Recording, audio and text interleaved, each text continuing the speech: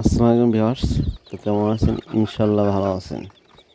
তো যাই হোক, আমি আপনাদেরকে এখন আমার দেশি মুরগির বাচ্চা দেখাবো। কিভাবে আপনারা অল্প জায়গার মধ্যে দেশি মুরগি পালন করবেন, সেটাই আজকে আমি আপনাদের বোঝাবো। এখানে দেখতে পারতেছেন, এখানে একটি খাঁচা। এই খাঁচাটি আপনার 4 ফিট বাই 5 ফিট। এখানে প্রায় 20 পিসের মতো বাচ্চা আছে, দেশি মুরগির বাচ্চা। এখানে আপনি প্রায় মোটামুটি 30টির মতো বাচ্চা পালতে পারবেন। এর চেয়ে যদি আপনি আরও বেশি পালার ইচ্ছে হয়, তো আপনি আরও বড়সড় করতে পারেন। দেশি মুরগি একটি লাভজনক একটি প্রজেক্ট।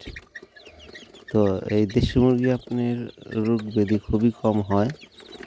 তো আপনি যদি সঠিকভাবে এটার পরিচর্যা করেন, তো এটার রোগ ব্যাধি খুবই কম হবে।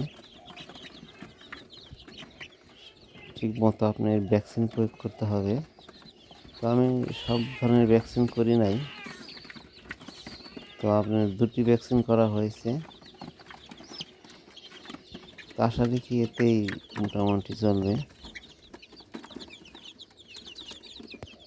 এদের খাবার দাবার এখন খুবই সীমিত লাগতেছে, বড় হলে একটু কিছু খাবে। তো যাই হোক, দেশি মুরগি বাজারে প্রচুর চাহিদা আছে। যদি আপনাদের পালতে মন চায় পালেন। তো দেশি মুরগিতে আপনার লস নাই, লাভ আছে। কিন্তু যদি সঠিকভাবে আপনি পরিচর্যা করতে পারেন, তবে এদের খাদ্যটা খুবই কম লাগে, এরা অল্প কিছু খায়। তো আপনি যেটাই দিবেন সেটাই খাবে। আমার এই ভিডিওটি যদি দেখে ভালো লাগে, তাহলে চ্যানেলটি অবশ্যই সাবস্ক্রাইবার করবেন এবং পাশে থাকবেন, লাইক কমেন্ট শেয়ার করে জানাবেন।